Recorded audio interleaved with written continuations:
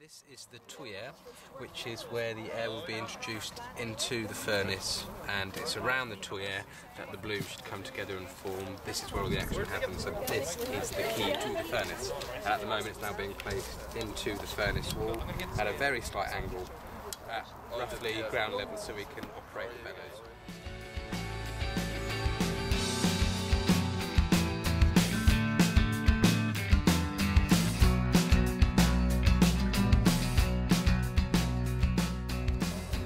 Late afternoon on Saturday, and we've made quite a lot of progress today. We have changed the mix of the clay. This morning we were using a very wet clay, and what we found was that it wasn't holding up under its own weight, so we changed the mixture of clay, which makes it a lot more labour intensive to mix. That's why you've got so many guys working on that. But it's really working in terms of keeping the furnace stiff and helping it to stand up essentially. So the furnace is coming along. We're about probably halfway, 2/3 of the way through building it, I think, and we should be completed by the end of daylight essentially today.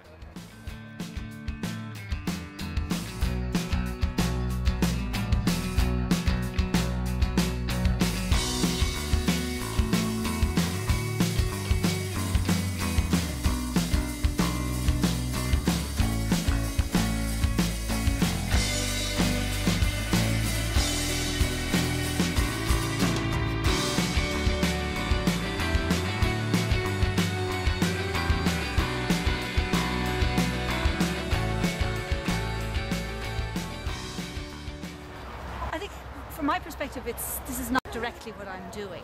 I'm looking at dress and identity, so having messy furnaces being built in charcoal and that isn't directly related. But I think it's useful in that it gets you back into the idea of how people did everything in a much slower, a much different time scale, and a much more hands-on. I think particularly you're 21st century people, if you're in an urban situation in particular, or if you're working at a desk, you really don't have any idea of just how much effort people put into making things. If you wanted to make anything out of metal, make yourself a nice a bronze dress pin or a brooch or something like that. It's not like going into a shop and buying one, picking one that's ready-made and that may have come from far away and you've really no connection with how that got to you. You just hand over your money and you have it.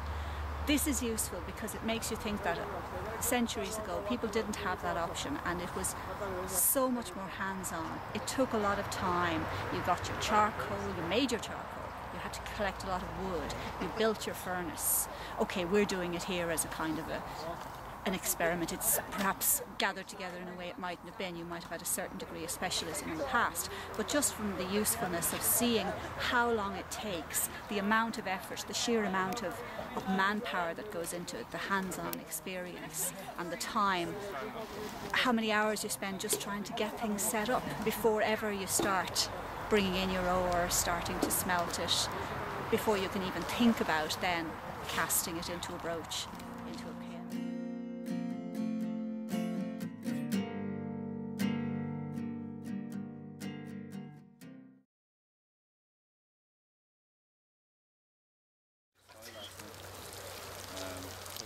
Very badly.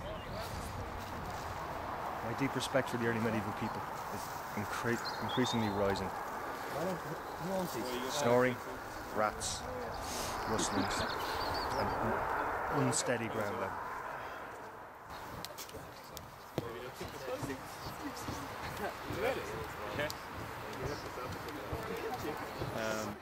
So this is the remains of the roasting of the ore that we did last night. We built a pyre of wood about probably a metre tall. We got it going last night in the dark, and all the wood's burned through.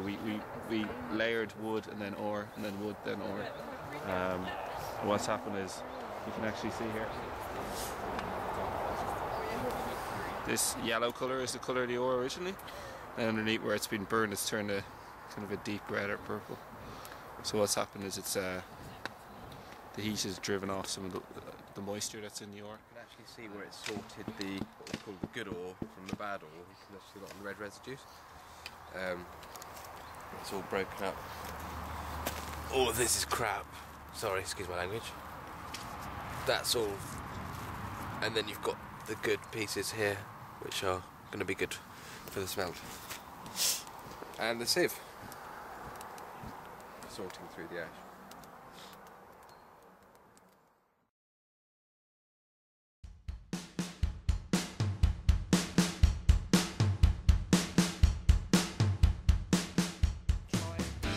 It from the base, so it doesn't just light from the top, because the oxygen will be around here and there'll be no oxygen available for the bottom of this packet, and that will only be introduced from the bellows.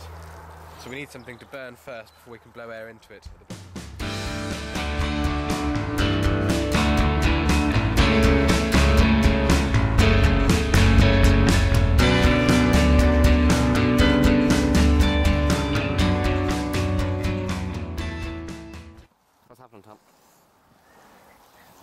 Brian is pumping air into the base of the furnace where we previously placed some embers to get this packet lit and burning, so that the inside of the furnace wall can bake sufficiently or dry sufficiently to keep it all together and keep it strong and remove a great deal of the moisture, because you don't want to waste too much of the energy for efficiency purposes on heating the furnace wall to remove the moisture. What we want to do is focus the energy that we're going to place in the charge later on onto the ore, onto reducing the ore, not to removing the moisture from the furnace wall. So at the moment this is just heating the whole thing up so it's drying out.